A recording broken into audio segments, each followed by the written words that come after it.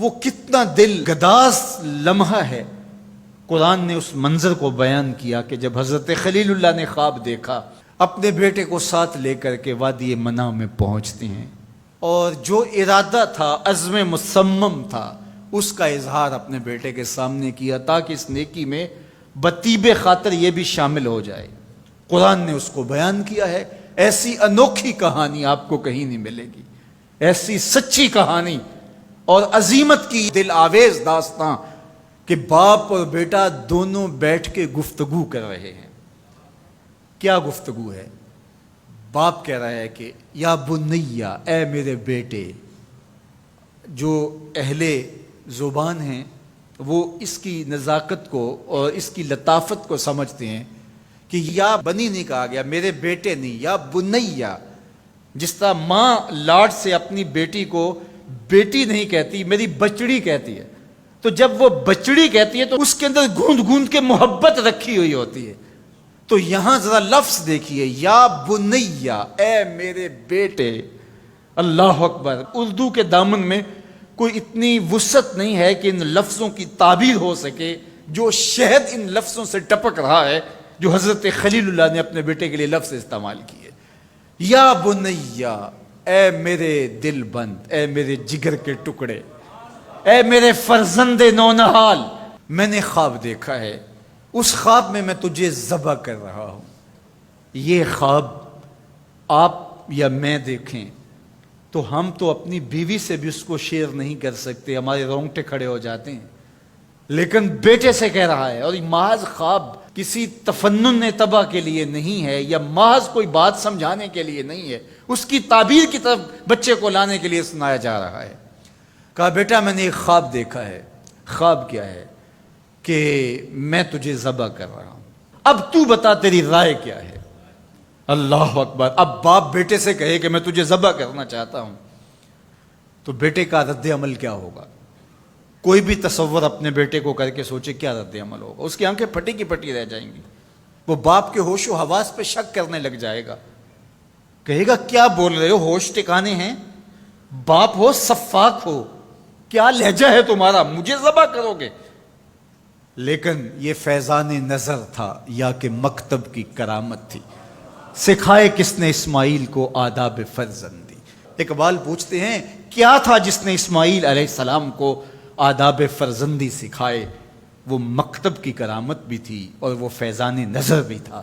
فیضان نظر باپ کا تھا اور پہلا مکتب ماں تھی۔ سیدہ ہاجرہ نے سکھایا تھا باپ کی بات کیسے مانی جاتی۔ جو مائیں بیٹوں کو، بیٹیوں کو باپ کی اطاعت سکھاتی ہیں، وہ مائیں اپنی اولاد کو فرما بردار پاتی ہیں۔ ماں کے ہاتھ میں اولاد کی تربیت کا جوہر ہوتا ہے۔ یہ سیدہ ہاجرہ کی تربیت بول رہی ہے جب باپ نے کہا بیٹے میں تجھ کو ذبح کرنا چاہ رہا ہوں، کتنی بڑی بات ہے۔ آنکھیں پھٹی کی پھٹی رہ جاتی۔ یہاں بیٹا کوئی جواب نہ دیتا، اس سکتے کے عالم میں گردن جھکا دیتا۔ مکمل اطاعت کہلاتی، انقیاد امر کہلاتا، امتثال حکم کہلاتا۔ باپ کہتا میں تجھے ذبح کرنا چاہتا ہوں، بیٹا خاموش ہو جاتا۔ السکوت من الرضا، لمحے حساس ہوں تو خاموشی بھی رضا مان لی گئی تو بیٹا صرف خاموش ہو جاتا، سر جھکا لیتا، یہ کافی تھا۔ انقیاد امر تھا، حکم کی تعمیل تھی، امتثال امر تھا۔ لیکن بیٹا کیا کہتا ہے؟ یا ابت افعل ما تؤمر، ابا جی جو کرنا ہے کر گزریے۔ باپ نے جو پوچھا تھا وہ ذبح کے حوالے سے پوچھا تھا، تو ذبح کا جواب ذبح سے مکمل امتثال امر ہے۔ لیکن بیٹا دو قدم آگے بڑھ کے کہتا ہے یا ابت، اے میرے پیارے باپ۔ اب اس میں بھی بیٹے کا لہجہ تبدیل نہیں ہوتا۔ جب باپ ذبح کرنے کا کہہ رہا ہو اس وقت میرے ابو کہنا یہ امتثال امر کی انتہا ہے۔ اور آگے کیا کہا؟ افعل، کر گزریے۔ یہاں یہ نہیں کہا ذبح کیجئے، باپ نے کہا ذبح کرنا چاہتا ہوں، لیکن ذبح کے جواب میں ذبح نہیں آیا۔ ذرا دل تھام کے بیٹھیے، کتنا امتثال امر اور مکتب کی کرامت کا کیسے ظہور ہوتا ہے۔ یا ابا تفعل ما تؤمر، اے ابو ذبح کیا، جو بھی کرنا ہے کر گزریے۔ ماں میں عموم ہے، عموم، ما تؤمر، جو بھی حکم ہے ذبح کیا ہے جو بھی کرنا ہے کر گزریے، رہی بات میری تو یہ کام چھوٹا تو نہیں، ستجدنی انشاءاللہ من الصابرین، آپ دیکھیں گے میں صبر کر کے دکھاؤں گا، میں صبر کر کے دکھاؤں گا، تڑپوں گا بھی نہیں۔ اب یہ منظر قرآن نے بیان کیا، فلما اسلما، جب دونوں نے طے کر لیا۔ کیا طے ہوا؟ فلاں نمبر کی گاڑی خرید لے نہیں، فلاں پلاٹ خرید لے نہیں، فلاں پلازا لے لے نہیں۔ باپ اور بیٹے کی وادی منع میں بات کیا ہوتی ہے؟ باپ کہتا ہے میں تجھے ذبح کرنا چاہ رہا ہوں، بیٹا کہتا ہے میں ہونے کے لیے تیار ہوں۔ آپ دیکھیں گے کہ میں جنبش نہیں کروں گا۔ اب قرآن نے یہاں جو لفظ استعمال کیے، لفظوں پہ فلما اسلما، یہیں سے اسلام ہے۔ اسلام یہ ہے یار کے آگے سر تسلیم خم کر دینا۔ من مانی کا نام اسلام نہیں ہے، اللہ رسول کی اطاعت کا نام ایمان۔ فلما اسلما، جب دونوں نے اس بات کو طے کر لیا، دونوں راضی ہو گئے، باپ ذبح کرنے پہ راضی ہے، بیٹا ذبح ہونے پہ راضی ہے۔ وَتَلَّهُ لِلْجَبِينِ، اور باپ نے بیٹے کو پیشانی کے بل لٹا لیا، ہاتھ میں چھری پکڑی ہے۔ بوڑھا باپ اپنے نونہال بیٹے کو ذبح کرنے پہ آمادہ ہے، جس کا کوئی قصور نہیں ہے، جس کو اللہ سے دعائیں مانگ مانگ کے لیا تھا۔ اللہ اکبر، کارکنان قضاء و قدر دم بخود ہیں، آسمان بھی سوگ کی چادر اوڑے ہوئے، وادی منع تھر تھر کانپ رہی ہے، رضوان جنت اور حوریں سسک رہے ہیں، مالک قیامت آنے والی ہے۔ کہا تم بھی کہتے تھے خلیفہ ہمیں بناؤ، ذرا میرے بندے کا انداز عبادت بھی دیکھو، میرے بندے کی بانکی ادا بھی دیکھو، میرے حکم پر اس کی تعمیل دیکھو۔ اللہ اکبر، حضرت خلیل اپنے بیٹے کو لٹا کے ہاتھ میں چھری پکڑے، بیٹے کو ذبح کرنے کے لیے آگے بڑھتے ہیں، ہاتھ میں چھری لیے ہے اور گردن پہ رکھتے ہیں، اور پوری قوت کے ساتھ چھری کو گردن پہ پھیر دیتے ہیں، لیکن ایک بال بھی نہیں کٹتا۔ اس کا یہ مطلب ہی کہ چھری نے اب کام نہیں کیا، میں کیا کروں؟ کہا شاید میرے دل میں کوئی ایسی بات آ گئی جس سے چھری کو روک دیا گیا، جلدی سے چھری کو پاس پڑی لکڑی یا پتھر پہ مارا۔ لما تقطع یا سکین، اے چھری کاٹتی نہیں ہے۔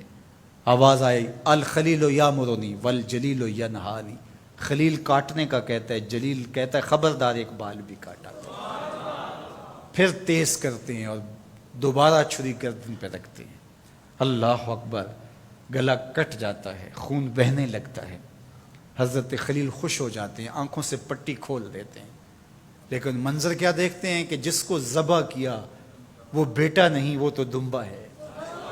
اور حضرت اسماعیل پاس کھڑے مسکرا رہے ہیں، بے ساختہ زبان سے نکلا اللہ اکبر۔ حضرت اسماعیل بولے لا الہ الا اللہ واللہ اکبر۔ جبریل امین جو دمبا لے کے آئے تھے وہ بھی پاس کھڑے اور مسکرا رہے تھے، بولے اللہ اکبر وللہ الحمد۔ اب ابراہیم علیہ السلام کی سرشاری کا عالم، جبریل امین موجود ہیں اور دمبا پڑا ہوا ہے۔ اب ظاہر ہے بات سیدھی سیدھی ہے کہ اللہ کے حکم سے سب کچھ ہوا۔ حضرت ابراہیم علیہ السلام کے قلب اطہر کو تسلی ہو گئی، لیکن عین اس موقع پر وحی کی چمک سے منع کی وادی روشن ہو گئی، اور وحی نازل ہوتی ہے اور آواز آتی ہے وَنَادَيْنَاهُ أَن يَا إِبْرَاهِيمُ قَدْ صَدَّقْتَ الرُّؤْيَا إِنَّا كَذَلِكَ نَجْزِي الْمُحْسِنِينَ۔ عین اس موقع پہ ہم نے بھی آواز دی، ابراہیم بس بس، تو نے واقعی خواب پورا کر دکھایا، ہم نے تیری سنت کو قیامت تک باقی رکھا اور اس تیری نشانی مٹنے نہیں پائے گی۔ صدیاں بیتنے کے بعد آج بھی منع کی قربان گاہ سے لے کر دنیا کے آخری کونے تک سنت ابراہیمی کو زندہ کیا جاتا ہے۔ اللہ اکبر، کتنا جگرا تھا اس باپ کا اللہ کی رضا کے لیے۔ خلت کے تاج یوں نہیں ملتے، عظمتوں کی معراج یوں نصیب نہیں ہوتی۔ باپ بیٹے کو ذبح کرنے کے لیے آمادہ ہو جاتا ہے۔ ہمارے ایک بزرگ کہا کرتے تھے بیٹے ہر بندے کا کوئی نہ کوئی اسماعیل ہوتا ہے، جب تک وہ اپنے اسماعیل کی گردن پہ چھری نہیں رکھتا اللہ کی دوستی نصیب نہیں ہوتی۔ اپنی خواہشات کی گردن پہ، اپنی آرزوؤں کی گردن پہ چھری پھیرو، اللہ کے لیے محبوب سے محبوب چیز قربان کرنے کے لیے آمادہ ہو جاؤ، پھر تمہیں وہ اپنی قربتوں سے مالا مال کرے گا۔